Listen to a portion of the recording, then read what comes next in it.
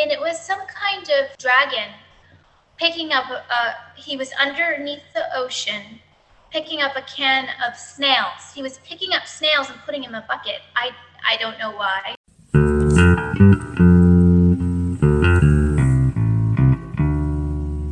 I know that the Akashic records, part of this evil battle is we are not allowed to embrace the Akashic records. What are these records? The Akashic records are a library of knowledge that would, I mean, maybe it's brain related because not our brain isn't entirely activated, but the Akashic records, they're connected to very, very, very ancient times, ancient civilizations, progressive, technological, advanced civilizations. And they have the Library of Blood. So you could, go into a holographic dimension and you could experience all the different types of experiences. And I've read this. I mean, it's and this is located in your brain. Am I not? Yeah, they do say that there's a holographic. It can be located in your brain, yes, as a holographic image, and you can access the records and access different types of experiences that you're in tune with or that you long for, that you're ready to experience right in your own brain. And it's connected with the Akashic records. That's very fascinating. Yeah, so all of this, I mean, this isn't technically related to my book. They're not specifically in the book, but the book is very like metaphysical interest. It has a metaphysical interest.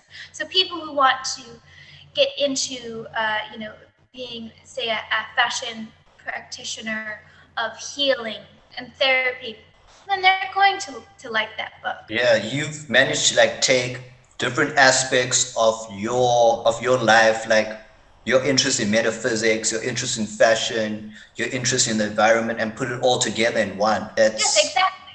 Yes. Where did your interest in metaphysics start? Well, I remember at a young age, I put a crystal on my third eye, and I was meditating, and I had an image flash in my forehead, and it was some kind of dragon picking up he was underneath the ocean picking up a can of snails. He was picking up snails and putting them in a bucket. I don't know why. I still don't, to this day, don't know what that was, but the vision was so clear and it was so obvious that what I was talking about with the records, I felt like that was some sort of something that I was supposed to see that would help me, sort of understand my own life and the way the other types of lives exist. So I believe it started probably when I was a teenager. I looked up, all those self-help books and metaphysical books with the Oracle. I was an illustrator for a deck of fairy Oracle cards, so that kind of prompted it. I was into the whole psychic things, all of the different intuition. I wanted to practice my intuition and become more psychic. Astrology I'm not very concentrated on, but I believe that astrology needs to be something I'd like to be in more tune with. What about yourself? Well, I'm not too familiar with the whole thing, but I do have interest in numerology. And are you familiar with the app with Gaia? Yes. Yeah, I have a subscription to Gaia where I've learned a lot of stuff. So, but I'm fairly new to this whole thing. I have probably been into the stuff about a year or two or so. Well, yeah, I mean, that's where it all starts. It seems like you're very intuitive, though, with being open-minded. That's if you're not open-minded. I've seen some of your podcasts. You're very open-minded. You like to you take in all this knowledge. It seems like you have to be open-minded to get into the metaphysical world and realm. So yeah, I believe you're probably going to get more into it, probably. Right. Yeah, there's so much stuff in the world that you just going in. It's just you're walking through a park and, or let's say a theme park, and there's like so many rides that you can take, and you can only take one at a time. So I'm taking in stuff one at a time. Yes. Yes. I mean, that's not always easy to do either.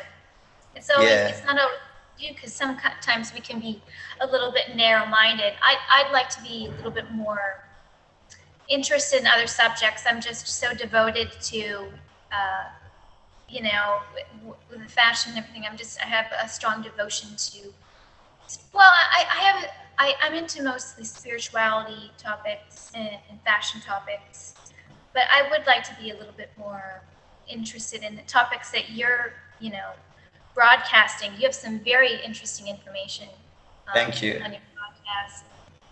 Yeah, I think that comes from, it probably started from me being an actor, because when an actor, you have to get into character. You learn different things. So saying you like studying for a certain role, now you have to learn about like what this person is, and you step into their shoes. And I think from that, my fascination just grew. And talking to like you or anyone else, and a podcast is the closest thing to getting into a person's head. And that's why these long form conversations, because you can't like tell a person by just like 10 minutes, like a 10-minute Q&A. You can't get to know what ticks or what they're really thinking. It takes a while for like people to elaborate on their perception or their views on the world. Yes, no, you're doing a fabulous job. I'm very intrigued. Thanks.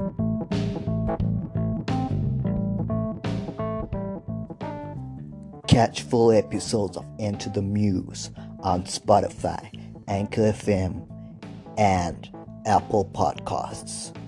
Into the Muse on Spotify, Anchor FM,